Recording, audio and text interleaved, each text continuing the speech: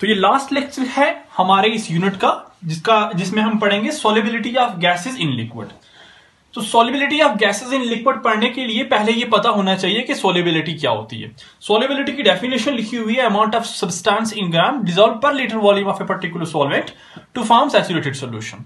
ये कहता है कि कितना हमारा सल्यूट प्रेजेंट है एक यूनिट वॉल्यूम ऑफ सॉल्यूशन के अंदर, कितना सल्यूट प्रेजेंट होगा यूनिट वॉल्यूम या पर लीटर वॉल्यूम ऑफ सॉल्यूशन के अंदर, उसको हम बोलते हैं सॉल्युबिलिटी। ठीक है, अब देखिए सॉल्युबिलिटी के यूनिट क्या होंगे। तो सॉल्युबिलिटी के यूनिट हैं ग्राम पर लीटर। कितने ग्राम ऑफ सल्यूट प्रेजेंट है कितने लीटर वॉल्यूम्स ऑफ सॉल्वेंट के अंदर या सॉल्यूशन के अंदर, तो ये हुए हमारे यूनिट सॉल्युबिलिटी के। ठीक है, हम जस्ट ओवरव्यू देख रहे हैं कि सॉल्युबिलिटी होती क्या है।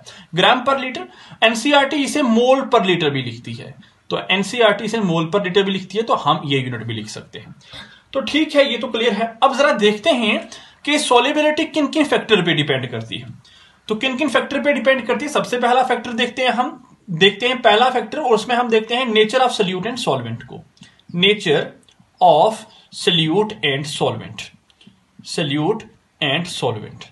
देखिए क्या सल्यूट और सॉल्वेंट के नेचर पे हमारे सॉल्युबिलिटी का फर्क पड़ता है या नहीं पड़ता। देखिए कोई भी पोलर सॉल्वेंट होगा, उस पोलर सॉल्वेंट में हमेशा पोलर सल्यूट ही सॉल्युबल होगा।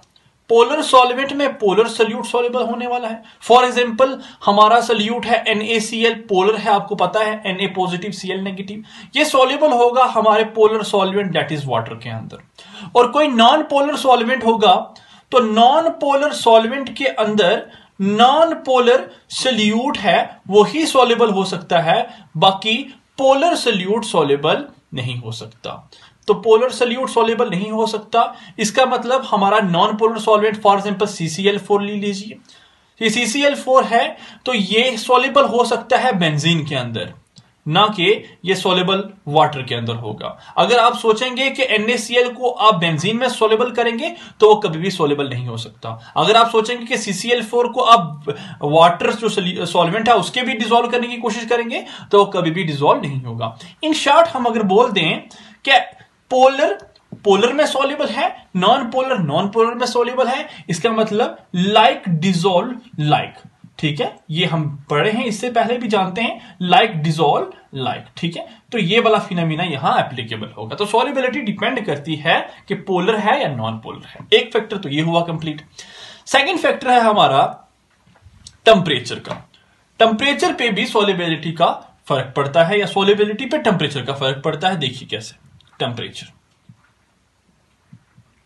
टेम्परेचर अगर फॉर एग्जांपल हम जानते हैं कि कोई भी सॉल्यूशन बनती है, उस सॉल्यूशन को बनने में एक सल्यूट का रोल होता है और एक सॉल्वेंट का रोल होता है। ये सल्यूट और सॉल्वेंट मिलते हैं और मिलके बनाते हैं हमारी सॉल्यूशन को। अगर ये सल्यूट और सॉल्वेंट को मिलके सॉल्यूशन बनाने के लिए अगर हीट चाहिए, लेट करते हैं, अगर हीट चाहिए, अगर इन्हें टेम्परेचर चाहिए सॉल्यूशन बनाने के लिए, मतलब ऐसी रिएक्शन जिनमें टेम्परेचर देना पड़ता है सॉल्यूशन बनाने के लिए, रिएक्ट करने के लिए, तो उन रिएक्शन को तो हम बोलते हैं एंडोथर्मिक रिएक्शन। मतलब मेरा यही कहना है कि अगर ये रिएक्शन एंडोथर्मिक होगी, अगर ये रिएक्शन एंडोथर्मिक होगी, तो जितना ज्यादा आप टेम्परेचर बढ़ाते जाओगे, इंक्रीज करते जाओगे, उतना ही ज्यादा सॉल्युबिलिटी इंक्रीज करेगी। ठीक है, उतनी सॉल्युबिलिटी इंक्रीज करेगी। क्लियर है? क्यों कि हमने देखा रिएक्शन एंडोथर्मिक है।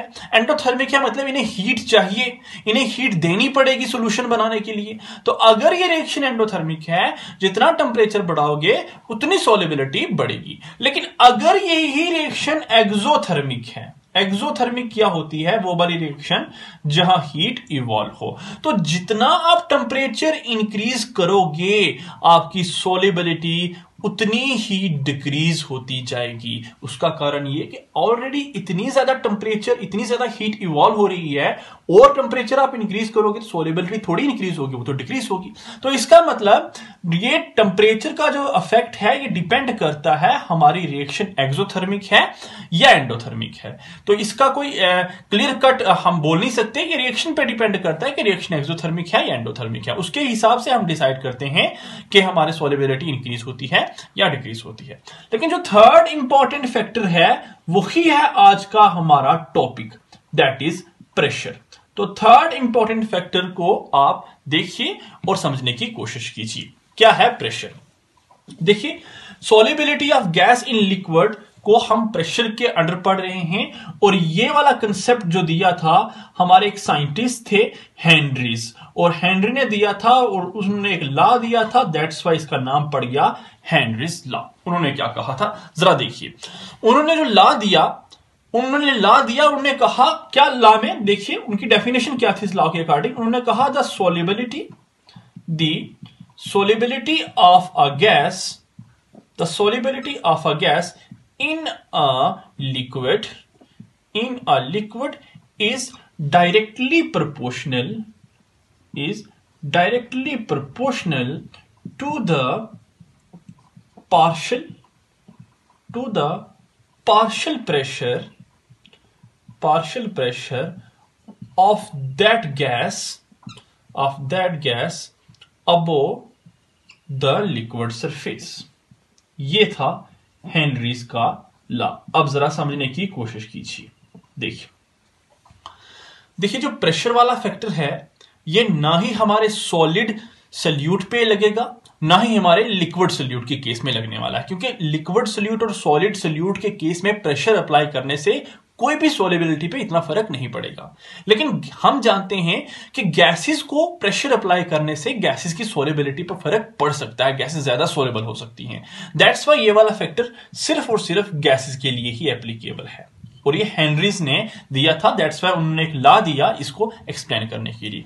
उन्होंने कहा फॉर एग्जांपल ये मैं एक बीकर लेता हूं, और इस बीकर के बीच हमारा लिक्विड है, ठीक है, इस बीकर के बीच लिक्विड है, और इस लिक्विड की सरफेस के ऊपर तरह तरह की गैसेस है, मे बी कार्बन डाइऑक्साइड है, ऑक्सीजन है, नाइट्रोजन है, क्लोरीन है, फ्लोरीन है, एटसेट्रा, कोई भी गैसेस हैं, ठीक है।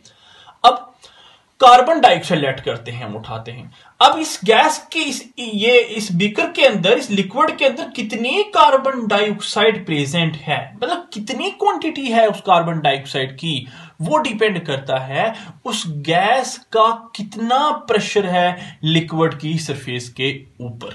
देखिए, the solubility of gas in a liquid, gas की सॉल्युबिलिटी लिक्विड के अंदर वो डायरेक्टली प्रोपोर्शनल है, वो डायरेक्टली प्रोपोर्शनल है the partial pressure of that gas above the liquid surface. अब पार्शियल प्रेशर क्यों बोला? अलग अलग गैस है ना, नाइट्रोजन है, ऑक्सीजन है, हर गैस का अपना अपना प्रेशर है, ठीक है। सारा प्रेशर नहीं डील कर रहा है यहां पे, सब प्रेशर की बात नहीं चल रही, अपनी गैस का प्रेशर की बात हो रही है। मतलब कार्बन डाइऑक्साइड इस बीकर के अंदर, इस लिक्विड के अंदर कितनी है वो डिपेंड करता है कार्बन डाइऑक्साइड के प्रेशर पे। ऑक्सीजन कितनी है वो डिपेंड करता है ऑक्सीजन का प्रेशर कितना है। जितना बाहर से ज्यादा प्रेशर होगा उतनी ही वो गैस उस लिक्विड के अंदर ज्यादा होगी। तो इसका मतलब ये कि जितनी ज्यादा आप बोल सकते हैं, जितनी ज्यादा हमारी पार्शियल प्रेशर होगा, लिखिए ऐसा, ठीक है, या ऐसा लिख लीजिए, जितनी हमारी सॉल्युबिलिटी होगी, solubility of gas in liquid, जितनी हमारी गैस की सॉल्युबिलिटी लिक्विड के अंदर होगी वो किसके डायरेक्टली प्रोपोर्शनल होगी? वो डायरेक्टली प्रोपोर्शनल होगी कि उस गैस का पार्शियल प्रेशर क्या है लिक्विड की सरफेस के ऊपर। Partial pressure of gas above liquid surface, बस यही तो था ला।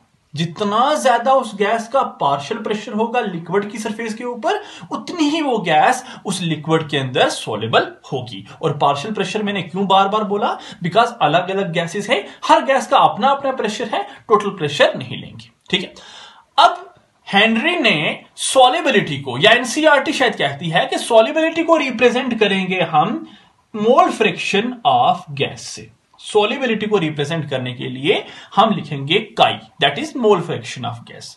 तो फिर हुआ हमारा इक्वेशन ऐसे, P पार्शियल प्रेशर, ठीक है, P partial pressure of gas, ठीक है, अबोव लिक्विड सरफेस लिखिए, of gas above liquid surface किसके डायरेक्टली प्रोपोर्शनल है?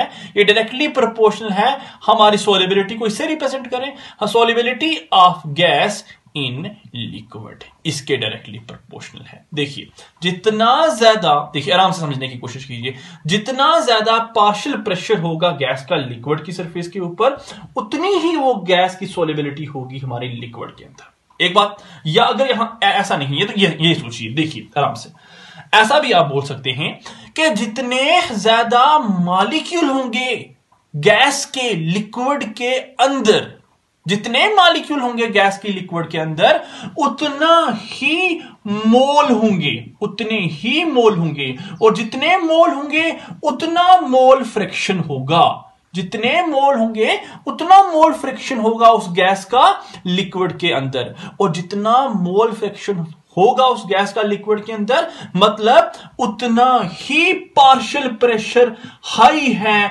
उस गैस का लिक्विड की सरफेस के ऊपर। बस यही था कंसेप्ट। एक बार फिर से बोलता हूं, जितने मोल होंगे गैस के लिक्विड के अंदर, उतना मोल फ्रिक्शन होगा उस गैस का उस लिक्विड के अंदर, और जितना मोल का फ्रिक्शन है उस गैस का लिक्विड के अंदर, इसका मतलब गैस ज्यादा है उस लिक्विड के अंदर, इसका मतलब उस गैस का उतना ज्यादा पार्शियल प्रेशर हाई है लिक्विड की सरफेस के ऊपर। तो ये था हमारा टोटल हेनरी लॉ। अब उन्होंने इस डायरेक्टली प्रोपोर्शनल के साइन को हटाया, उन्होंने कहा कि P को इक्वल कर दो, डायरेक्टली प्रोपोर्शनल हटा के एक कांस्टेंट से, और उस कांस्टेंट का नाम दिया उन्होंने हेनरीज कांस्टेंट, ठीक है, आगे जैसे है वैसा का वैसा, ठीक है। तो उन्होंने KH को क्या कहा? KH है हमारा constant, that is Henrys constant. ये हुआ हमारा कांस्टेंट जिसका नाम है हेनरीज कांस्टेंट। और फिर कहा कि हेनरीज कांस्टेंट की यूनिट क्या है, जरा देखिए हेनरीज कांस्टेंट की यूनिट निकालने के लिए हमें देखना पड़ेगा इसको भी और इसको भी। ये हमारा है मोल फ्रैक्शन, और फ्रैक्शन के तो यूनिट होते नहीं, तो फिर P किसके बराबर हुआ?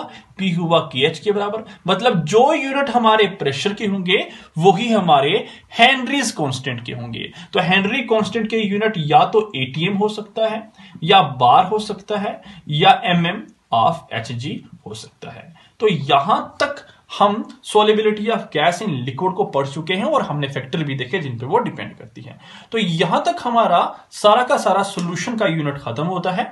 आई होप ये सारे के सारे टॉपिक आपको अच्छे से क्लियर हुए होंगे। अगर किसी भी टॉपिक में किसी को कोई भी प्रॉब्लम होती है, कमेंट सेक्शन में कमेंट करके बताइए। चैनल को सब्सक्राइब कीजिए, ज्यादा से ज्यादा शेयर कीजिए, और इसका इंस्टाग्राम पेज है वहां लाइक कीजिए नोट्स के लिए। Thank you.